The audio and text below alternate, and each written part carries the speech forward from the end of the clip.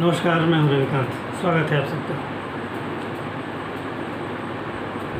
देश विगत 10 से 11 वर्षों में सैन्य क्षेत्र में कितनी तरक्की किया है, आज एक छोटी सी चर्चा उस पर बनती है।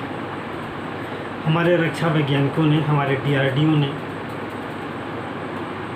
जो पिछले 11 सालों में जो तरक्की की है और उसके उदाहरण भी जो जिस तरीके से प्रस्तुत किए हैं, आपको ये जानकर आश्चर्य होगा कि 11 साल पहले सैन्य क्षेत्र में हमें अधिकांश साजो सामान जो थे वो बाहर से मंगाने पड़ते थे। आज स्वदेशीकरण की तरफ ये देश इतना आगे बढ़ चुका है और हमारी स्वदेशीकरण की जिज्ञासा दिनों दिन जो बढ़ती जा रही है, और इसमें निश्चित रूप से सरकार का बहुत बड़ा सपोर्ट है। सरकार हर कदम पर चाहती है कि हमारा हर एक साजो सामान वो स्वदेशी हो, भारतीय हो, हमें दूसरों के सामने हाथ न फैलाना पड़े। तो इन प्रयासों से, हमारे सरकार के प्रयासों से, हमारे वैज्ञानिकों के प्रयासों से, हमारे DRDO के प्रयासों से हम आज इस स्थिति पर पहुंच गए हैं। इसका एक छोटी सी झलक हमारी सेना ने ऑपरेशन सिंदूर में दिखाया। कहने को 4 दिन का ऑपरेशन था, लेकिन आधे घंटे में हमें जो लक्ष्य प्राप्त करना था वो हमारी सेना ने पाया। अब सेना के इस साहसिक प्रयास को देखते हुए पूरी दुनिया में आश्चर्य की सीमा नहीं। चाहे अमेरिका हो, चाहे चीन हो, चाहे दुनिया का कोई भी देश हो, आश्चर्यचकित है कि भारत ने पिछले 10 वर्षों में इतनी तरक्की कर ली और हमें पता भी नहीं। अब एक छोटा सा उदाहरण हम दे रहे हैं आपको। इससे आपको गर्व होना चाहिए अपने DRDO पर, अपने रक्षा विशेषज्ञों पर, अपने रक्षा वैज्ञानिकों पर। दुनिया के सबसे उन्नत फाइटर जेट्स में से F-35 अमेरिका का जो फाइटर जेट है, स्टील्थ फाइटर जेट है, जो कि कहा जाता है कि रडार से पकड़ना इसे बहुत मुश्किल है। अभी लगभग 10-15 दिन पहले एक F-35 विमान भारत की सीमा की तरफ आगे बढ़ा और जो दावा किया जा रहा था कि इसे रडार से पकड़ना बहुत मुश्किल है या लगभग असंभव है। भारत की सीमा पर बढ़ते हुए जब हमारे विशेषज्ञों ने उसे देखा और उसे ट्रेस किया, आप इस बात को समझिए, जिसे अमेरिका कहता है कि इसे रडार से ट्रेस करना मुश्किल है, उसे हमारे रडार ने, स्वदेशी रडार ने, जो हमारे DRDO ने बनाया, हमारे रक्षा विशेषज्ञों ने बनाया, उस रडार ने उसे पकड़ा, उसे पहचाना और पहचानने के साथ ही उसे चेतावनी देता है, आप हमारे क्षेत्र में आ रहे हैं, आप हमारी सीमा के अंदर आ रहे हैं। जब अब वो रक्षा की अपनी सीमा से बाहर था अभी, और अपनी सीमा से बाहर ही अगर कोई स्टील्थ विमान को हमारा कोई रडार पकड़ता है और चेतावनी देता है, इसका मतलब कि वो अभी हमारी सीमा में पहुंचा भी नहीं, वो फाइटर जेट हमारी सीमा से बाहर है और हमने उसे पकड़ लिया, हमने उसकी पहचान कर ली और हमने उसे चेतावनी के रूप में बता दिया कि आप हमारी सीमा के अंदर आ रहे हैं। फिर उसने कहा कि हमारे पास फ्यूल की कमी है, हम फ्यूल लेने आ रहे हैं। उसे त्रिवेंद्रम के एयरबेस पर उतरने की इजाज़त दी जाती है, उतरता है। और इस बीच चूँकि वो हमारी सीमा में आ चुका था, तो हमारे रक्षा विशेषज्ञों ने रडार से जो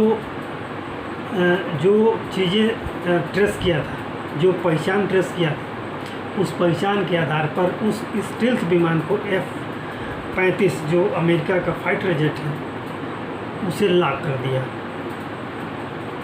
उसे जाम कर दिया।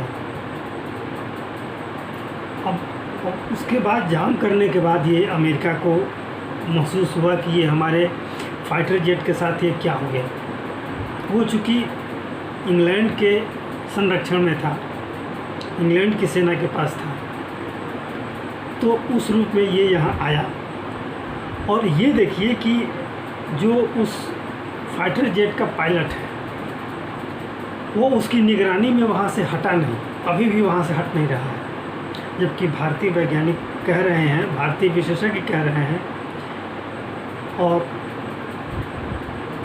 उनसे कहा जा रहा है कि आप इसे हैंगर में खड़ा कराइए और वहाँ खड़ा करके और आप जो भी जितने भी विशेषज्ञों को बुलाना है बुला करके आप इसको डिकोड कराइए। इसका जो लॉक है, जो लॉक किया गया है, जो जाम किया गया, उसे खुलवाने की कोशिश करिए। विशेषज्ञ लगे हैं, कई दिनों से लगे हैं, कुछ कर नहीं पा रहे हैं। कहा जा रहा है कि वो फाइटर जेट अब एक कबाड़ की तरह है, अब वो कभी अनलॉक नहीं हो सकता। हो सकता है, अब मैं चूँकि बहुत ज़्यादा विशेषज्ञ नहीं हूँ इसका, तो अब इसके कुछ समीकरण होंगे। हो सकता है कि उस फाइटर जेट का कोड बताना पड़े, या हो सकता है कि बिना कोड बताए जो जिस साइबर भाषा में जिसे उसे लॉक किया गया है हमारे रडार के विशेषज्ञों के द्वारा, वो क्या है, कैसी परिस्थितियां हैं और किन तरीक़ों से लॉक किया गया है, ये तो विशेषज्ञ जानते हैं। लेकिन जो इंग्लैंड से विशेषज्ञ आए, जो अमेरिका से विशेषज्ञ आए, वो उसे समझ नहीं पा रहे हैं इसे कैसे अनलॉक किया जाए। तो ये हमारी ताकत है। अमेरिका द्वारा सबसे उन्नत फाइटर जेट F-35, जिसे गुमान था कि इसे रडार के द्वारा पकड़ना असंभव है, उसे हमारे स्वदेशी रडार ने पकड़ा, उसे लॉक किया और उसे वो कई बार उसके पायलट ने प्रयास किया कि इसे उड़ाने की कोशिश की जाए, लेकिन वो थ्रस्ट नहीं मिल रहा है। थ्रस्ट वो ताकत होती है जिसकी वजह से विमान उड़ता है, वो थ्रस्ट ही नहीं मिल रहा है। वो इस तरीके से लॉक किया गया है, इस तरीके से जाम कर दिया गया है कि अब वो किसी काम का नहीं है। तो अब अमेरिकी विशेषज्ञ ये कह रहे हैं कि इसे किसी कार्गो विमान के द्वारा इसे यहाँ से कबाड़ के रूप में ले जाएगा। अब वो खुलेगा कि नहीं खुलेगा, अब उसकी आंतरिक भाषा क्या हो सकती है, तकनीकी भाषा क्या हो सकती है, अब ये तो विशेषज्ञ जाने। इसके लॉक खोलने के क्या तरीके हैं, क्या F-35 को अनलॉक करने के लिए उसकी कोडिंग ज़रूरी है या क्या ज़रूरी है, ये तो विशेषज्ञ बताएंगे, मैं उसका विशेषज्ञ नहीं हूँ। लेकिन ये पता है, पूरी दुनिया को पता चल गया कि अमेरिका का एक फाइटर जेट, सबसे उन्नत फाइटर जेट, भारत के द्वारा जाम कर दिया गया है। तो ये अब सोचिए, अमेरिका जैसा देश जिसे अपने हर क्षेत्र में उसे गुमान है, अपनी सेना पर गुमान है, चाहे अपने सैन्य क्षेत्र के हर साजो सामान पर गुमान है उसे, अब होना भी चाहिए क्योंकि उसके पास है ऐसा। लेकिन आज क्या स्थिति है, उसकी जगहसाई हो रही है। जो अमेरिका के विरोधी हैं वो मज़े ले रहे हैं, सोशल मीडिया पर मीम बन रहे हैं, अनेक तरह के कमेंट किए जा रहे हैं। तो ये इतना प्रकरण मुझे बताने का सिर्फ एक वजह था। आप जानिए अपने DRDO को, अपने सैन्य विशेषज्ञों को, अपने वैज्ञानिकों को, जो पहले आप होता था कि लोग आज भी कहते हैं कि मोदी ने 10 साल में क्या किया। ये मोदी का अथक प्रयास है। मोदी ने इसे बनाया नहीं है, लेकिन मोदी ने जो सपोर्ट दिया है वो अप्रतिम है। आप कल्पना कीजिए, ये चीज़ें जो आज हुई हैं ये बहुत पहले से थी, लेकिन अब जैसे तेजस की बात आप ले लीजिए, तेजस को 80 के दशक में ही उसके कॉकपिट को तैयार कर दिया गया था, लेकिन उचित समर्थन और सपोर्ट न मिलने से तेजस प्रोजेक्ट लगातार पीछे जा रहा था। अटल जी जब प्रधानमंत्री बने तो अटल जी ने इस पर गौर किया और लगातार इस पर बजट दिया, जिसकी वजह से तेजस का एक प्रोटोटाइप तैयार हुआ और आज तेजस को हम कहते हैं, कह सकते हैं, गर्व से कह सकते हैं कि हमारा भारतीय फाइटर जेट है। अब फिर से तेजस नए रूप में आने वाला है। ऐसे ही जो आकाश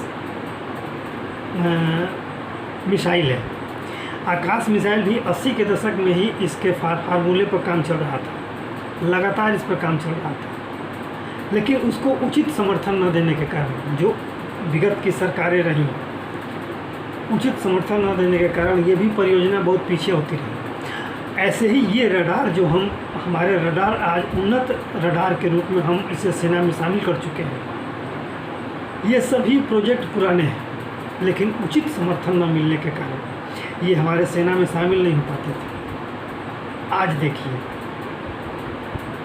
सरकार बदली, एक राष्ट्रवादी सरकार आई जो स्वदेशीकरण पर ज़्यादा जोर दे रही है। उसने जब समर्थन दिया, उचित बजट दिया, हौसला अफजाई की, आज हमारे वैज्ञानिक देखिए कैसे एक से एक तरह के हथियार, एक से एक तरह के सैन्य उपकरण बना रहे हैं और सेना में शामिल कर रहे हैं। तो ये कहना कि हमारा देश तो आयातक रहा है, ये गलत है। हमारा देश आज निर्यातक है, और ये दिनों दिन जो सैन्य उपकरण है जो हमारा निर्यात बढ़ रहा है, वो अब बहुत जल्दी 50,000 करोड़ के आसपास पहुंच जाएगा या पहुंच चुका है। सही आंकड़े हम फिलहाल हमारे पास वो आंकड़े नहीं हैं, लेकिन दिनों दिन ये बढ़ोतरी हो रही है। तो ये सोचिए कि हमारे वैज्ञानिक, हमारे विशेषज्ञ क्या कर सकते हैं। आज अमेरिका को झेपना पड़ रहा है। आज के लिए इतना ही। आशा है ये वीडियो आपको अच्छा लगा होगा। आपसे अनुरोध है कि आप इसे लाइक करें, शेयर करें और सब्सक्राइब जरूर करें। धन्यवाद।